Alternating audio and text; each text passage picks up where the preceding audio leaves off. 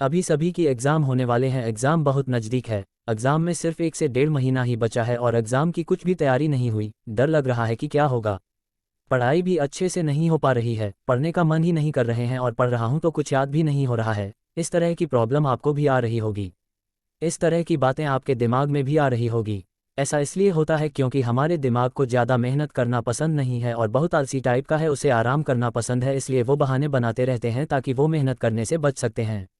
लेकिन आज के बाद आपको बेवकूफ़ नहीं बनना है। तुम अपने दिमाग के गुलाम मत बनो, बल्कि दिमाग को अपना गुलाम बनाओ, फिर देखो कैसे पढ़ाई में मन लगता है। देखो एग्जाम में सिर्फ 1 से 1.5 महीने का टाइम ही बचा है। तुम्हें जो करना है इसी 1 महीने में करना है। अगर तुमने इसे 1 महीने कड़ी मेहनत ना की तो तुम्हारा रिजल्ट तो खराब हो गई, साथ ही तुम्हारे पूरे 1 साल का समय ही बर्बाद हो। और समय की कीमत क्या होती है ये तो तुम्हें अच्छे से पता होगा। अगर तुम्हें समय की कीमत नहीं पता है तो तुम अपने पापा से पूछना कि समय की कीमत क्या है, तुमने पूरे साल क्या किया। वो मैटर नहीं करता, तुम भूल जाओ कि तुमने पूरे साल क्या किया।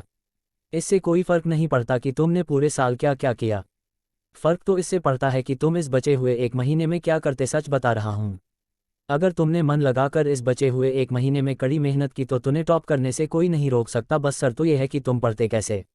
मेरी बात मानकर तुम 1 महीने के लिए संन्यास के मूड में चले जाओ। सिर्फ 1 महीने काफ़ी है। अगर तुम क्लास में अच्छा रैंक लाना चाहते हो, अच्छे नंबर से पास होना चाहते हो तो तुम इस 1 महीने के लिए पूरी तरह संन्यास के मूड में चले जाओ और भूल जाओ उन सभी चीज़ों को जिससे तुम्हारा ध्यान भटकता है। इंस्टा भी, व्हाट्सएप, इन सभी को यूज़ करना एकदम कम कर दो, ना के बराबर। अगर तुम्हारी कोई गर्लफ्रेंड या कोई बॉयफ्रेंड, उसे बोल दो कि 1 महीने बाद मेरी एग्ज़ाम है, मैं तुम्हें एग्जाम कंप्लीट होने तक ज़्यादा टाइम नहीं दे पाऊंगा। देखो यार, 1 महीना कोई बहुत बड़ा समय नहीं। अगर तू अपनी लाइफ बेटर बनाना चाहते हो तो तुम इतना त्याग तो कर ही सकते हो। वो कहते हैं ना, कुछ पाने के लिए कुछ खोना पड़ता है। तो आप इस 1 महीने के लिए कुछ चीज़ों का त्याग करो। जैसे मान लो आप दिन में 24 घंटे होते हैं, 24 घंटे में से 8 घंटे आप सोते, तो इसी 1 महीने आप 8 घंटे की जगह 6 घंटे ही सुनो और उसमें से जो 2 घंटे बच रहे उसे अपने पढ़ाई को दो। और मान लो आप दिन में 3 से 4 घंटे मोबाइल यूज़ करते हो, ज़्यादा भी करते होगी लेकिन मैं 3 से 4 घंटे ही कह रहा हूँ, तो उस 3 से 4 घंटे को आप 1 महीने के लिए अपने पढ़ाई को दो और मोबाइल को साइड में रख दो। 1 महीने 2 घंटा कम सोओगे, आपका मोबाइल चलाओगे, मतलब ना के बराबर तो कुछ नहीं होगा।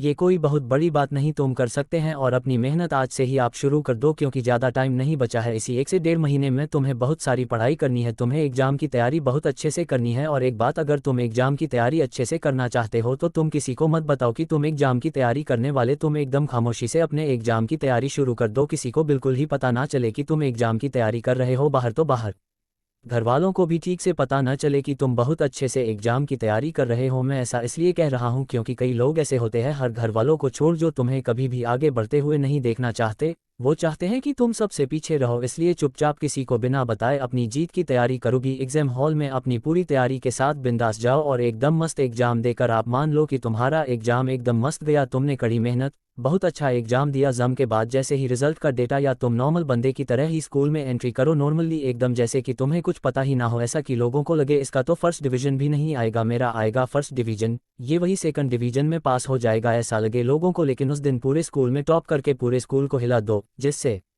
तुम्हारे जो हेड है तुमसे जो जलते हैं वो यही देखकर जलकर पूरी तरह राख हो जाए। फिर क्या है, एक हाथ में रिजल्ट लो और एक हाथ में मिठाई का डिब्बा और घर चले जाओ। फिर अपने मम्मी पापा को मिठाई खिलाकर अपना रिजल्ट दिखाओ, ये देख करो तुम पर कितना गर्व करेंगे। सोचो उन्हें कितनी खुशी होगी, हो सके तो उनकी आंखों में खुशी के आंसू भी आ जाए। फिर वो तुम्हारा कितना सपोर्ट करेंगे।